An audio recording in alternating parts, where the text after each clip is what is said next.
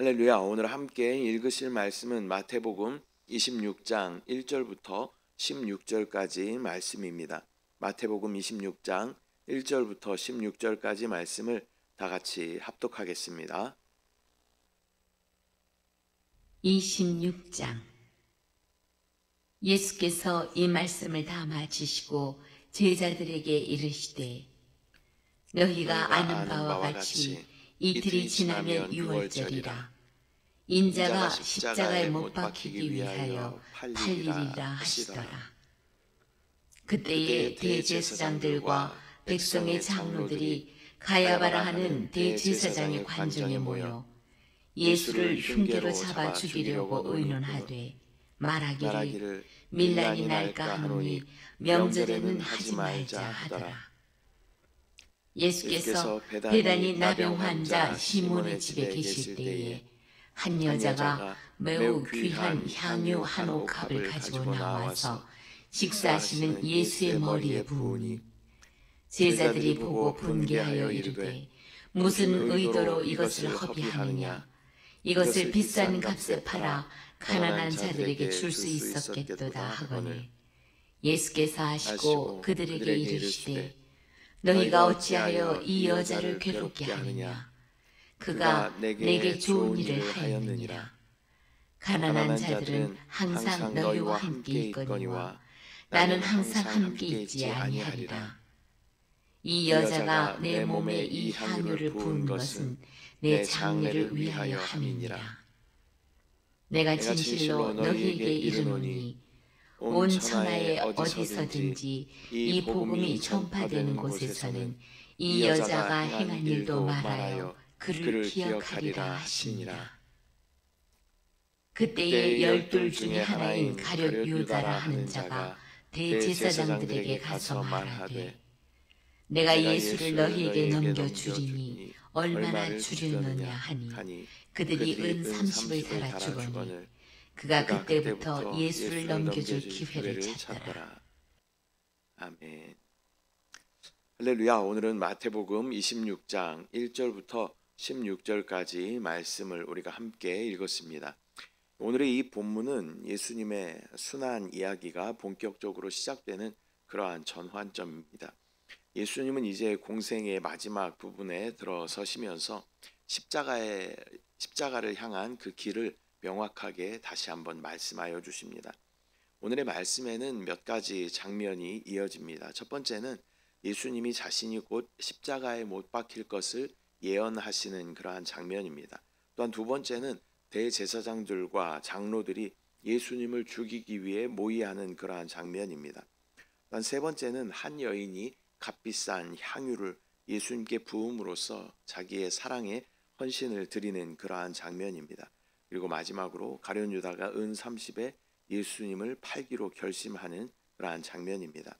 이 이야기들은 서로 극명한 대조를 이루고 있습니다. 한쪽에서는 예수님을 사랑하여서 자신을 드린 여인이 있고 다른 한쪽에서는 자신의 이익을 위해서 예수님을 팔아버린 그런 유다가 있습니다. 또한 자신의 종교를 지키기 위하여 자신의 위치를 지키기 위하여 예수를 잡아 죽이기로 모의하는 대제사장들과 장로들의 모습이 있는 것입니다. 바로 이 대조들을 통해서 복음서는 우리에게 질문하고 있습니다. 너는 어떤 길을 걷고 있느냐? 먼저 1절 2절 말씀 우리가 함께 보면 예수께서 이 말씀을 다 마치시고 제자들에게 이르시되 너희가 아는 바와 같이 이틀이 지나면 유월절이라. 인자가 십자가에 못 박히기 위하여 팔리리라 하시더라. 예수님은 제자들에게 이틀이 지나면 유월절이고 인자가 십자가에 못 박히기 위해서 넘겨질 것이다 라고 예고하십니다. 예수님은 자신의 죽음을 우연한 사건이 아닌 하나님의 그 놀라운 계획된 때로 보고 계십니다. 유월절은 이스라엘이 애굽의 종살이에서 해방된 그러한 날입니다. 예수님은 자신이 바로 새로운 유월절에 어린 양이 되셔서 인류를 죄의 종살이에서 해방시킬 것임을 예고하신 것입니다. 십자가의 사건은 구속의 사건이고 구속은 종에서 해방을 의미하는 것입니다. 예수님의 죽음은 비극이 아니라 구원의 절정의 사건인 줄 믿습니다. 3절부터 5절.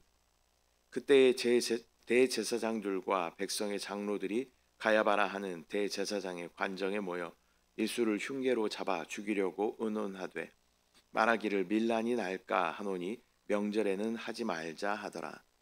대제사장들과 장로들이 가야바의 집에 모여서 예수님을 죽이려는 그러한 음모를 꾸미고 있습니다. 그들은 종교적인 지도자들이었지만 오히려 진리의 빛을 가장 먼저 강하게 거부하는 그러한 사람들이었습니다. 그들의 문제는 예수님의 능력이나 가르침이 아니라 자신들의 권위가 위협받는 것이었습니다. 그들은 명절에는 하지 말자라고 서로 말했습니다. 그러나 백성의 폭동을 두려워했기 때문입니다. 그러나 아이러니하게도 하나님의 계획은 그들이 피하고자 하는 그 바로 명절 유월절에 성취되고 있습니다. 인간의 계산을 뛰어넘어서서 하나님의 섭리를 보여주시는 그러한 장면입니다.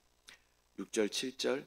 예수께서 베다니 나병 환자 시몬의 집에 계실 때에 한 여자가 매우 귀한 향유 한 옥합을 가지고 나와서 식사하시는 예수의 머리에 부으니.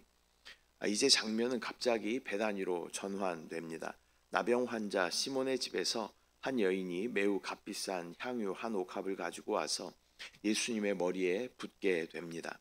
당시 향유 한 병은요 300데나리온 이상으로서 노동자 하루 일당이 1데나리온이었기 때문에 거의 노동자의 1년치 그러한 품삯에 해당하는 귀한 것이었습니다. 지금으로 말하면 1년 연봉에 해당하는 그러한 값비싼 그러한 향유였습니다. 그녀는 자신의 가장 소중한 것을 주님께 아낌없이 부어드렸습니다. 예수님의 머리에 향유를 붓는 행위는 단순한 헌신이 아니라 기름 부음으로 예수님을 메시아 곧 그리스도로 고백하는 그러한 행위입니다. 그리스도라는 말의 뜻이 기름 부음을 받은 자라는 그러한 의미가 있는 것이죠. 즉 그녀는 예수님이 우리의 구원자로 왕이자 선지자이시고 대제사장으로 오시는 분이심을 믿고 행동으로 고백한 것인 줄 믿습니다. 그녀가 어떤 영적인 이러한 원리들은 잘 이해할 수 없었을지 모르지만 하나님의 놀라운 섭리 가운데 예수님을 완전한 구원자로 인정하는 그러한 모습을 보여주고 있는 것입니다. 8절 9절. 제자들이 보고 분개하여 이르되 무슨 의도로 이것을 허비하느냐. 이것을 비싼 값에 팔아 가난한 자들에게 줄 수 있었겠도다 하거늘. 제자들은 이 행동을 보고 분개하며 이 향유를 비싼 값에 팔아서 가난한 자들에게 줄 수 있었을 텐데 왜 이것을 허비하느냐라고 말합니다. 표면적으로는 굉장히 옳은 말처럼 보이고 합리적인 말처럼 보여집니다. 그러나 그들의 문제는 사랑보다 효율을 앞세운 것입니다. 예수님께 드린 이 헌신을 허비로 본 그들의 시선에는 주님에 대한 사랑은 없었습니다. 사랑은 계산하지 않는 것입니다. 진정한 사랑의 헌신은 언제나 세상의 눈으로 봤을 때는 비합리적으로 보여지는 것입니다. 10절 11절. 예수께서 하시고 그들에게 이르시되 너희가 어찌하여 이 여자를 괴롭게 하느냐. 그가 내게 좋은 일을 하였느니라. 가난한 자들은 항상 너희와 함께 있거니와 나는 항상 함께 있지 아니하리라. 예수님은 제자들의 말을 멈추게 하시면서 말씀하십니다. 가난한 자들은 항상 너희와 함께 있지만 나는 항상 너희와 함께 있지 않다. 예수님은 가난한 자에 대한 관심을 부정하신 것이 아닙니다. 오히려 그녀의 행동이 지금 이 시점에서 꼭 필요한 영적인 행위였음을 인정하신 것입니다. 주님은 지금 십자가의 길로 나아가고 계셨고 그녀는 그분의 죽음을 예비하는 일을 하고 있었습니다. 당시 향유를 여인들이 모으는 그러한 목적은 무엇이었냐면 결혼을 위해서 준비하기 위해서 그것을 모았고 또 부모님의 장례를 위해서 그것을 모았습니다. 그것이 그 결혼식과 장례를 위한 어떤 그러한 자신이 모은 그러한 재산이었다라는 것입니다. 이 여인은 이 두 가지 즉 주님과의 영적인 혼인과 또 주님의 장례를 준비한 것을 이루게 된 것입니다. 신앙은 적절한 때에 주님을 알아보고 반응하는 것이 신앙인 줄 믿습니다. 12절. 이 여자가 내 몸에 이 향유를 부은 것은 내 장례를 위하여 함이니라. 예수님은 그녀가 내 몸에 향유를 부은 것이 내 장례를 준비한 것이다 라고 말씀하십니다. 그녀는 아마도 예수님의 이 죽음의 의미를 완전히 이해하지는 못했을 것입니다. 그러나 사랑은 이해보다 앞서 행동으로 움직이는 것입니다. 사랑은 논리보다 직감적인 것입니다. 하나님께 헌신하는 사람은 모든 것을 다 알지 못해도 사랑으로 반응하는 사람들인 줄 믿습니다. 13절 내가 진실로 너희에게 이르노니 온 천하에 어디서든지 이 복음이 전파되는 곳에서는 이 여자가 행한 일도 말하여 그를 기억하리라 하시니라. 예수님은 이 여인의 행한 일이 복음이 전파되는 곳마다 기억될 것이다 라고 말씀하십니다. 세상은 가룟 유다의 이름을 배신자 또 예수님을 팔아넘긴 자로 기억하지만 이 여인의 이름은 사랑의 헌신자로 영원히 기억하게 될 것입니다. 진정한 헌신은 세상에서 사라지지 않습니다. 하나님은 사랑으로 드린 헌신을 결코 잊지 않으시는 줄 믿습니다. 14절부터 16절 그때의 12 중에 하나인 가룟 유다라 하는 자가 대제사장들에게 가서 말하되 내가 예수를 너희에게 넘겨주리니 얼마나 주려느냐 하니 그들이 은 30을 달아 주거늘 그가 그때부터 예수를 넘겨줄 기회를 찾더라. 그 후에 가룟 유다가 대제사장들에게 가서 내가 예수를 넘겨주면 얼마를 주겠느냐라고 묻습니다. 그들은 은 30을 달아 주었습니다. 은 30이라는 금액은 당시 노예 한 명의 값입니다. 유다는 예수님을 노예처럼 세상의 가장 낮은 가격으로 팔아버렸습니다. 그에게 예수님은 주님이 아니라 거래의 대상이었습니다. 이 대목은 인간이 돈 앞에서 또 얼마나 신앙을 잃어버릴 수 있는지에 대해서 우리 가운데 보여줍니다. 그는 예수님을 사랑의 대상으로 본 것이 아니라 자기의 욕심을 채우는 수단으로 본 것이었습니다. 이후 복음서는 그의 말로를 스스로 목숨을 끊는 것으로 마무리하는 것을 우리는 알고 있습니다. 오늘은 마태복음 26장 1절부터 16절까지 말씀을 우리가 함께 나누었습니다. 오늘의 이 본문에는 네 인물이 등장합니다. 예수님은 십자가에서 자신을 온전히 내어주시는 사랑의 주님으로 또 한 여인은 그 사랑에 응답하여 헌신을 드린 믿음의 사람으로 또한 가룟 유다는 그 사랑을 배신하고 이용한 사람으로 또 대제사장들과 장로들은 자신의 종교의 위치 또 자신의 어떤 기득권을 지키기 위해서 예수님을 죽이려고 하는 사람들로 분류가 됩니다. 이 네 부류의 사람의 모습 속에서 우리의 신앙이 비춰지는 것입니다. 우리는 여인처럼 사랑으로 주님께 드리고 있는가 아니면 유다처럼 어떤 예수님을 이용하고 있는가 또 종교 지도자들처럼 종교의 형식에 갇혀서 주님을 알아보지 못하고 종교와 형식만을 고집하고 있지는 않은가. 예수님은 자신을 내어주셨습니다. 이제 그 사랑 앞에 우리가 어떻게 반응할지가 남아 있는 것입니다. 사랑은 계산이 아닌 헌신이며 신앙은 지식이 아니라 순종입니다.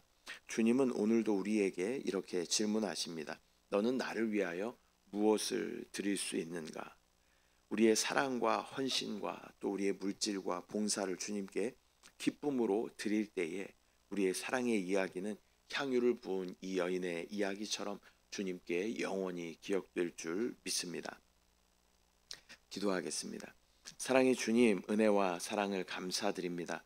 오늘 마태복음 26장 말씀을 통하여 믿음으로 예수 그리스도의 또 장례를 준비하며 향유 옥합을 깨뜨려 그 머리에 부으며 그리스도의 이름을 온전히 성취하였던 영적으로 깨어 있었던 이 여인의 믿음처럼 우리도 영적으로 깨어 있고 또 성숙한 믿음으로 주님 앞에 우리의 삶을 기쁨으로 드릴 수 있도록 주여 역사하여 주시옵소서. 주님과의 영적인 또 혼인과 또한 주님의 장례를 준비하였던 이 여인의 그 헌신이 우리 가운데 있게 하셔서 주님의 몸된 교회를 온전히 세워 나아갈 수 있도록 주여 함께하여 주시옵소서. 또 우리의 모든 헌신을 주님께서는 끝까지 기억하여 주실 것을 믿음으로 바라보고 반응하는 우리의 신앙생활 되게 하여 주시옵소서. 감사드리고 예수님의 이름으로 기도드립니다. 아멘.